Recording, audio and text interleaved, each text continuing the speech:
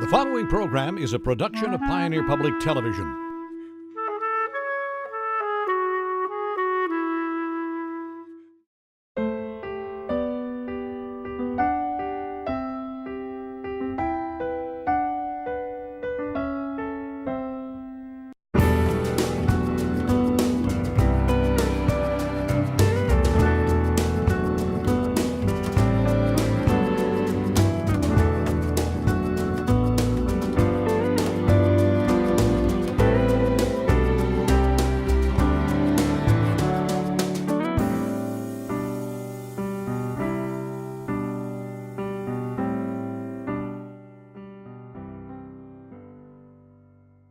Hello and welcome to Compass. This week in Pioneer's new studio in Granite Falls, we look at the changing world of small town media. With us we have Reed Anfinson. Reed is the owner of the Swift County Monitor News in Benson, Minnesota, and the Grant County Herald, the Herman Review, and the Hoffman Tribune, all and publishing out of Elbow Lake. Reed is also the president of the National Newspaper Association Foundation and past president of the Minnesota Newspaper Association, as well as past president of the National Newspaper Association. Maynard Meyer of Madison, Minnesota has been the owner and general manager of KLQP-FM for the past 3 decades. Maynard started that radio station. He's still on the air daily and also operates the Grand Theater in Madison. Maynard is a member of the Minnesota Broadcasting Hall of Fame and also active with the Minnesota Broadcasters Association. Wow, Maynard Meyer, Reed Anfinson, quite the list. Thanks for joining us. Nice to be here again. Great to be here again. Yeah, this is one of my favorite shows of Compass every year because we get to talk about changes, and there are so many changes in the media world. But what I have to think about when I think of the two of you is this is local media. You know, you're working in your town, you're working in your town, and that's something that we see less and less of. And Reed, I'd like to start with you on this. Why is it so important to have local media people in communities every day the way you are or the way Maynard is? I think the public is very aware of whether or not the owner of the newspaper or the radio station is invested in their community, not just financially, but heart and soul. Because what happens to them happens to you. And you're going to be sticking around, you're not going to be leaving tomorrow and moving off to another town to be its publisher. You're going to be living the lives they do. And you can what they do resonates with you. And what you do helps inform them, and you get the feedback. And I think the other big thing about that is you learn to trust each other, and trust takes time. And trust and also getting involved, and of course, Maynard, you've been heavily involved in Madison in more ways than just the radio station. Right. My contention is that it's important, as important to be involved in your community as it is to have a good product on the air, to have everybody involved, your staff involved. Whether it be we also run the Chamber of Commerce office out of the radio station, so we kind of double up there. As you mentioned, run the movie theater there. I've been heavily involved in Kiwanis, sort of the city council and school board, and Reed, does the same kind of thing over in his community. And if you don't do that, I don't think you have the real feel, or you're not in touch with your community, so you can't serve your community with your whatever media. And of course, you've seen changes because, of course, in your business in radio, I know there was for many years, and same thing in television, a rule of having a local studio. Right. And I know that rule is going away, correct? That since the last time we talked, that rule has gone away. And radio station or television station, whatever, there is no requirement for a physical presence of a studio anymore. So it can be done from a very remote location. And when that happens, it loses what I was talking about before. That physical presence to me is so important, and a lot of the newer generation of broadcasters they disagree with me. They don't believe that, but in a small town, I think it's really important. And of course, Reed, now before we went on the air, you were talking about the fact that as a newspaper editor in Benson, you had an experience at a city council meeting that sort of explains to a certain extent your role. I was covering the city council meeting, and we were doing a conference call with a engineer in the Twin Cities. And rather than make that engineer drive all the way out to Benson and back, the conference call took place, and the city manager introduced the members of the council, introduced the staff, and then looking back across a row of empty chairs, looked at me and said, "And the newspaper representing the people of Benson."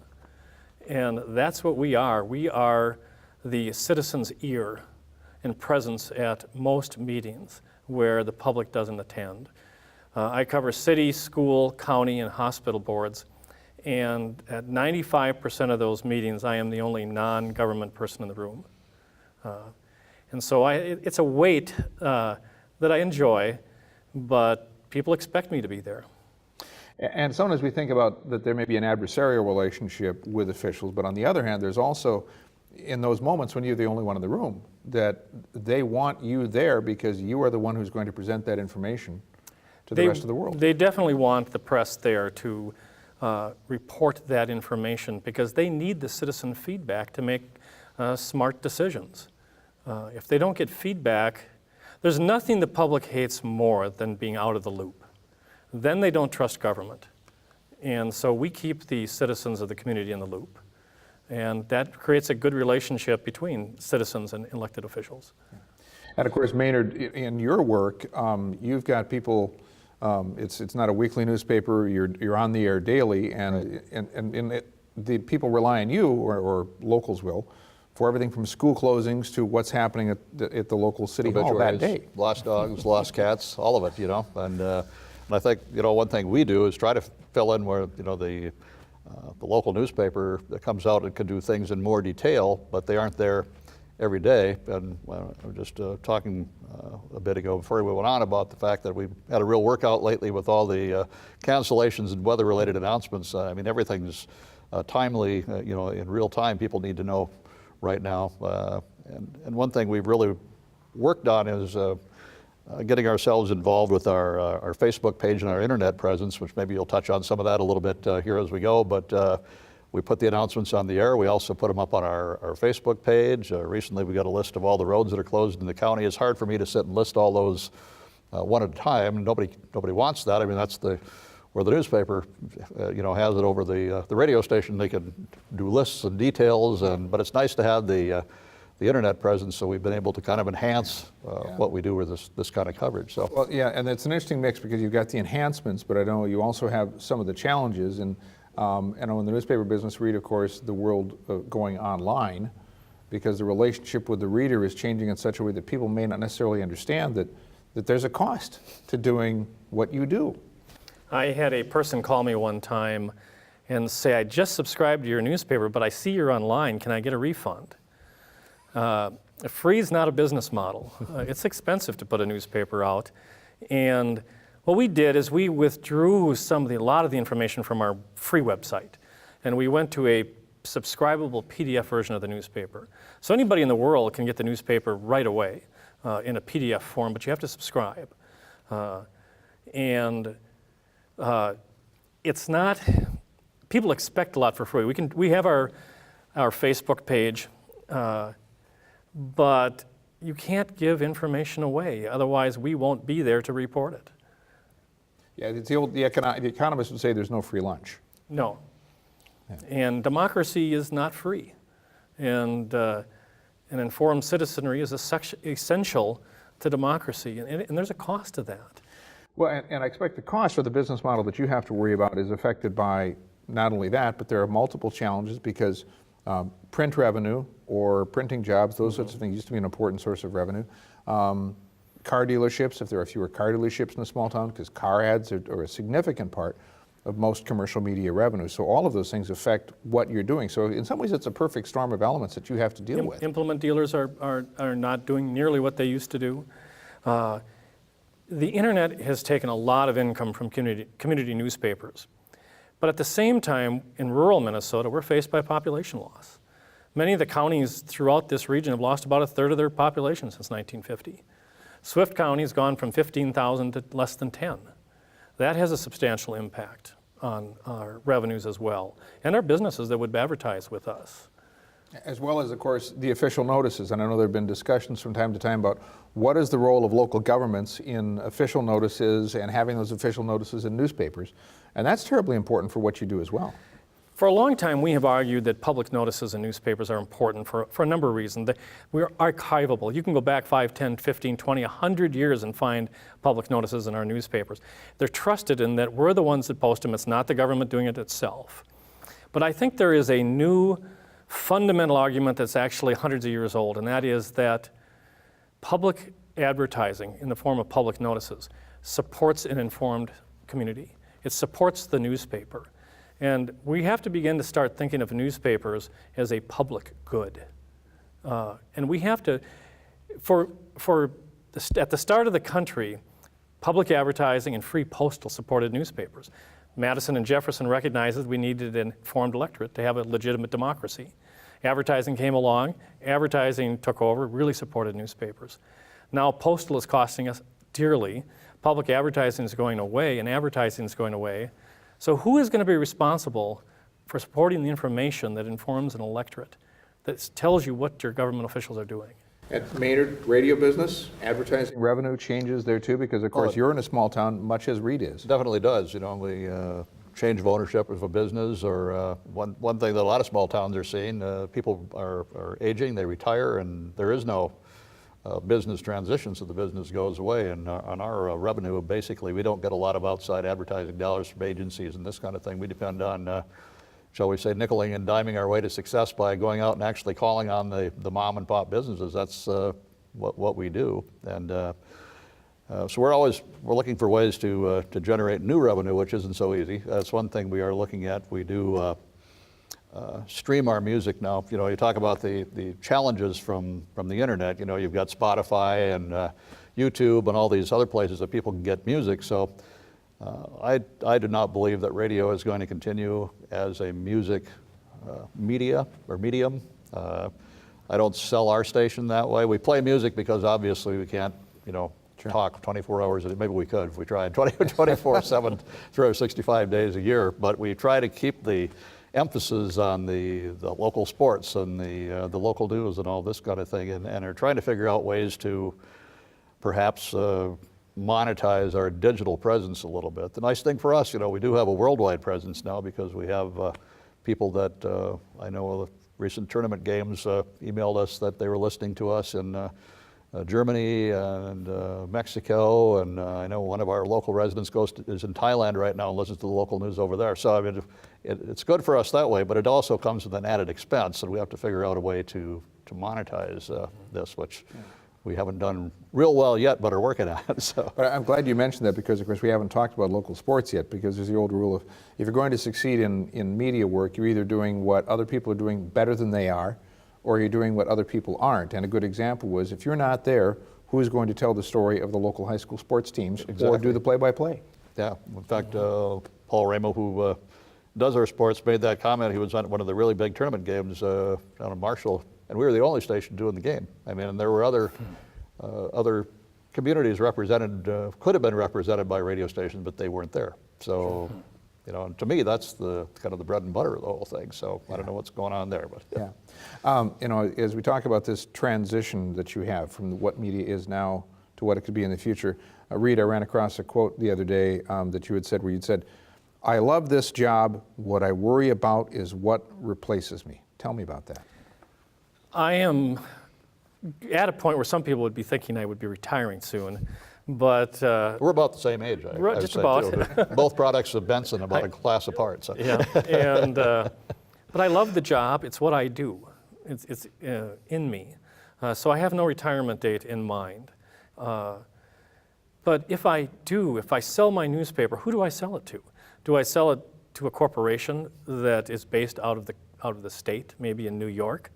Do I sell it to a big, huge chain that puts in a publisher who is there every 2 years and there's somebody new that strips half of my staff away and does the publication at a central location somewhere and loses that touch with the community and loses that trust with local officials?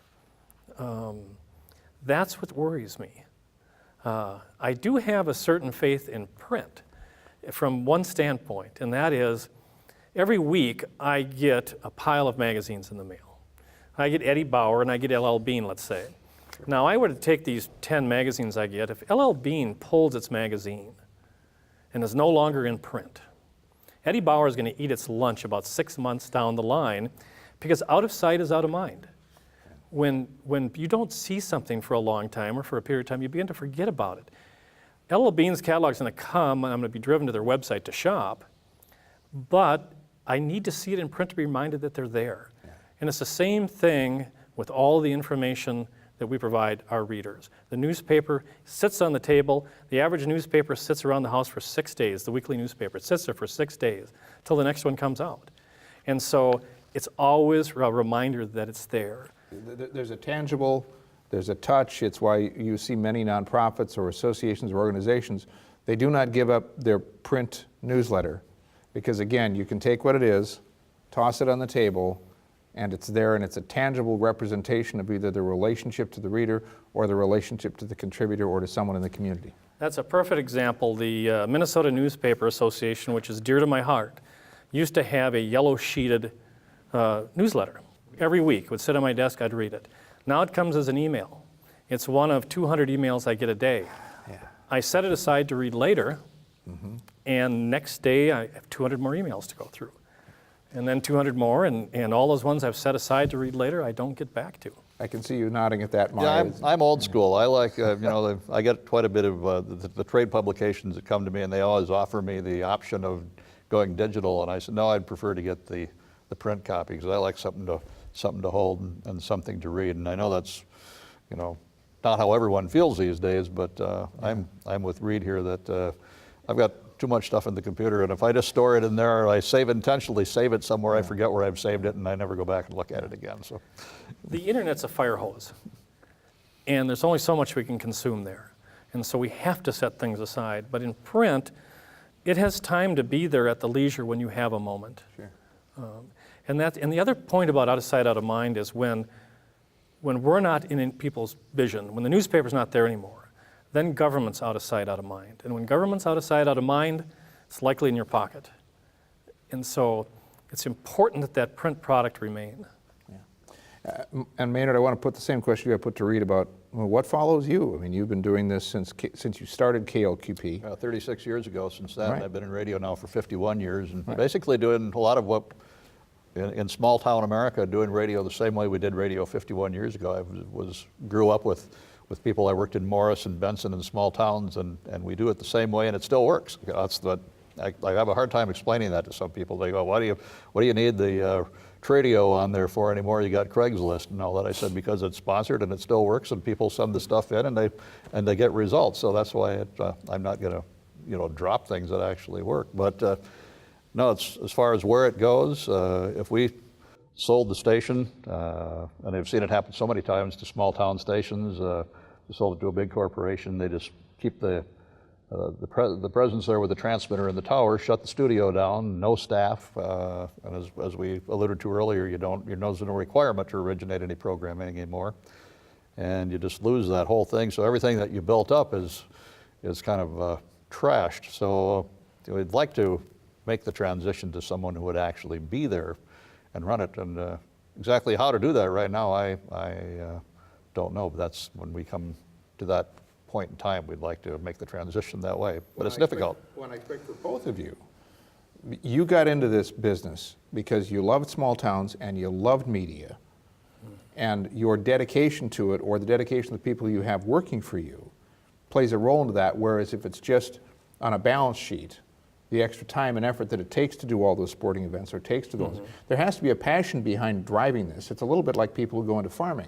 Right. A lot of them are going small farmers. They're doing it because they love it and they know they're going to be hard times, and they also worry about what follows them. Right. So a lot of this is about your own passion, that you believe in what you're doing. Well, I went into it too because I wanted to be in radio and I wanted to live in small town America. I have two brothers and a sister that all moved away to the big city, and I just had, for some reason, no desire to do that, and figured out a way to do what I really love to do, yet remain in this area. Now, whether a lot of other people are going to have that same passion for radio or the newspaper business, I don't know, because it takes an awful lot of time, and you don't make an awful lot of money. Some people probably think we're independently wealthy, but that is, I can assure you that is, you better go into another line of work if you're in it for the money. So what are you seeing then from the younger people you talk to who want to get into the business or who express an interest in it? I mean, there's certainly that young energy that we all live for when we're working with a new group of employees. So what are you seeing from interns, from schools, as you look at the future? What's the future workforce for you?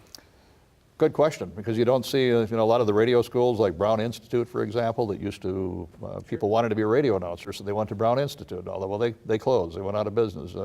They don't really teach it in a lot of colleges, they don't teach broadcast engineering. I mean, you know how difficult it is to find people to, that's one thing that's really killing a lot of the small stations. They have to hire engineering from elsewhere. Fortunately, I do most of my own, so it's affordable, but it's definitely a problem, you know, a big one for us. And Reed, in your case, all the J schools across the country, certainly people come out of the J schools, but what are you seeing? The J schools have focused heavily on digital, and unfortunately, they have also focused heavily on public relations. A lot of people are going into journalism schools to become public relations people. It pays very good compared to being a small town journalist. It's difficult to get young people to move to rural Minnesota to start with, and then to get find somebody who's a qualified journalist to move to rural Minnesota. I'm a graduate of the School of Journalism at the University of Minnesota, and we don't have a lot of kids coming out of the University of Minnesota that I know of to rural Minnesota. We have to figure out a way to make buying a newspaper affordable to a young person. We also have to figure out a way to make newspapers survive. You look at farming.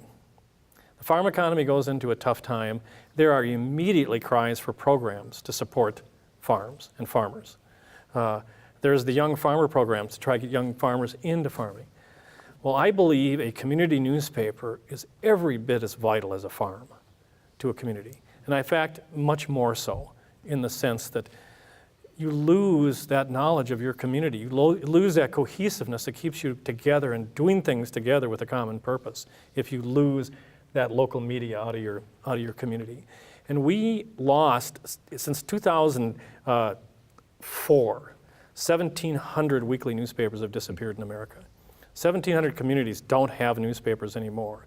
And I would almost bet within the next 5 years there are going to be counties in Minnesota without a newspaper. And I should say, and some of those 1,700 are not necessarily, and they're some of those are bigger than Benson. Huge. Or Madison. Some of those are pretty good sized communities compared to what we think of in small town America.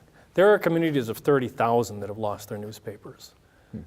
And that's stunning. And by comparison, for people who may not be familiar with the demographics, the entire western third of Minnesota does not have a single community of 30,000 people. No, it doesn't. But we are looking at, in a digital-only world, which has no revenue in it, zero revenue for work, basically, rural America loses its source of information because there's going to be no reporters at these local bodies covering them. There's going to be no reporters covering the events that happen in a community that are heavy on the news value to citizens. Yeah. That disappears. Yeah. And I know there have been some efforts nationally at looking at some experimental nonprofit models and those sorts of things, but typically those, I think, probably rely on a greater critical mass of people in large regional centers in order to do that sort of, donor-based idea of local journalism. I haven't really seen anything that's Not out here. You're talking communities at a minimum of populations of 300,000 plus. Knight, all the different other foundations, and the billionaire buyers of newspapers.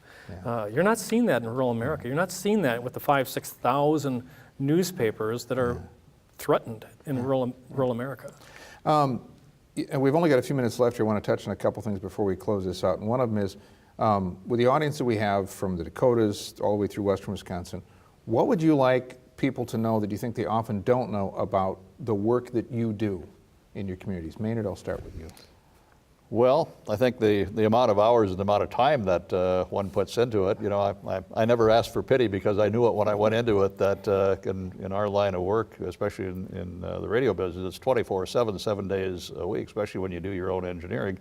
You can be called any time of the day by your transmitter to come fix me, I'm broken, and this kind of thing. So, and the amount of time and energy that we put into it to produce a product, if it sounds like we're not working that hard, I think we're doing a good job. Because but I just want to say, kudos to those that work in the business, because I know a lot of people that put in an awful lot of time. Yeah. The other thing is I think we talked a little bit about it before, the difficulty in generating revenue in small town America when you've got a lot of, in some cases the big box stores come in, or the corporate owned store, they don't do a lot of advertising on the local level.